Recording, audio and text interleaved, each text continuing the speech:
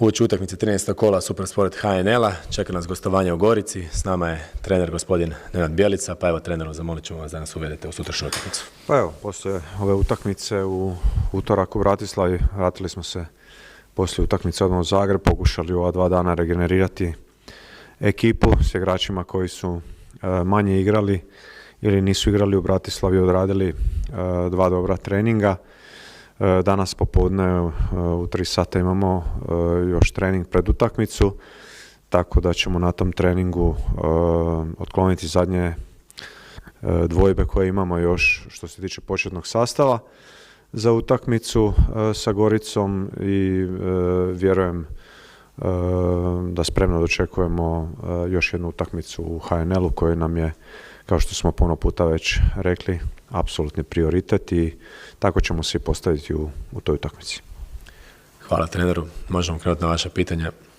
Zamolit ću samo mikrofon da koristimo. Koliko dvojbi oko sastava imate i kakva je situacija s ozlijeđenim igračima? Pa neće biti na dispoziciji Nevistić niti za ovu utakmicu. Ogivara je isto u utakmici protiv Slovana osjetio u predjelu aduktora bol, tako da ova 2 dana nije trenirao i vjerojatno neće biti u sastavu.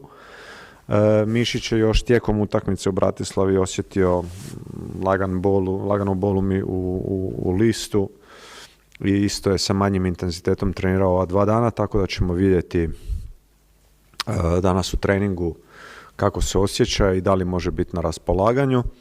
I jučer na treningu, nažalost, Kordoba je se ozlijedio, pregledi traju sad tijekom jutra i stanje njegove ozljede ćemo moći vas informirati, nešto više reći o ozljedi kad budemo znali što se točno dogodilo. U predjelu koljena se ozlijedio, ali šta je sad, koliko teška ozljeda, to ćemo znati kad se obave svi pregledi. Ostali igrači su na raspolaganju, igrači koji dugo nisu bili u konkurenciji za momčad kao Perić, Perković, Moharami jako dobro treniraju, isto će biti u konkurenciji za kadar, sad ko će ući, ko neće, to ćemo vidjeti danas poslije treninga.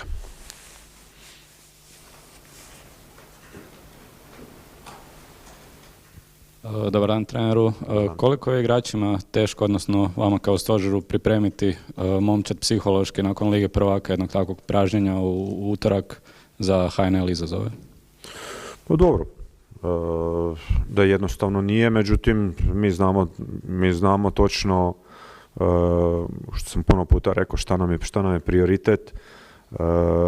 Apsolutni prioritet je biti prvakom u Hrvatskoj i da bi bili prvak moraš pobjeđivati utakmice, tako da nemamo mi tu izbora i jednostavno moramo se prešaltavati jako brzo s jedne utakmice na drugu, sa jednog takmičenja na drugo takmičenje i ja sam siguran da ćemo to uspjeti na kvalitetan način odraditi. Naravno da nije lagano, ali kažem, već poslije utakmice u Bratislavi, dan poslije smo kratko izanalizirali utakmicu bez ikakve euforije i počeli našu pripremu za Goricu.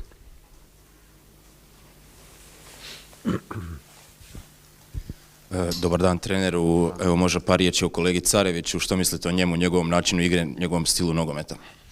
Dobro, Mario već u Sloveniji kad je bio trener je pokazao veliki talenat, trenerski talenat, pa isto tako u Šibeniku prošle sezone kojeg je uveo u najviši rang takmičenja u Hrvatskoj.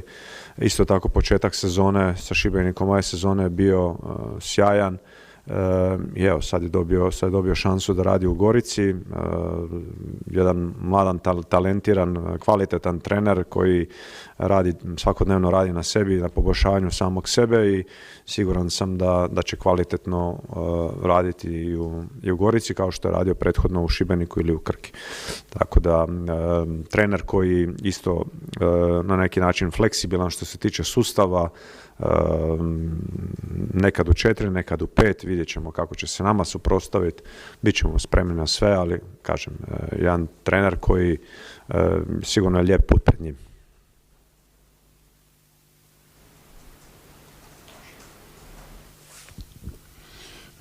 Možeš malo usporediti sustav natjecanja u Ligi prvaka sa onim ranijim, pozitivne, negativne stvari, što ti se više sviđa sad i tako?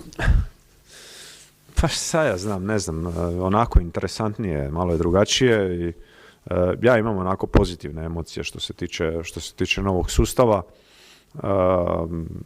Dvije utakmice više za ekipu koja uđe u tu Ligu prvaka, stvarno veliki privilegij da možeš se natjecati sa stvarno vrhunskim ekipama, a opet se natječeš i s ekipama koje su tvoga ranga manje više. Kad si u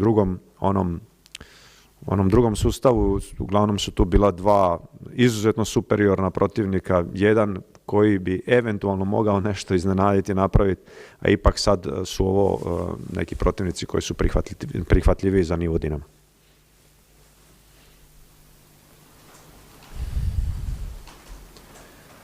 Možda još koje pitanje? Ako je to sve, hvala vam dolasku, treneru, hvala vam. Hvala vam.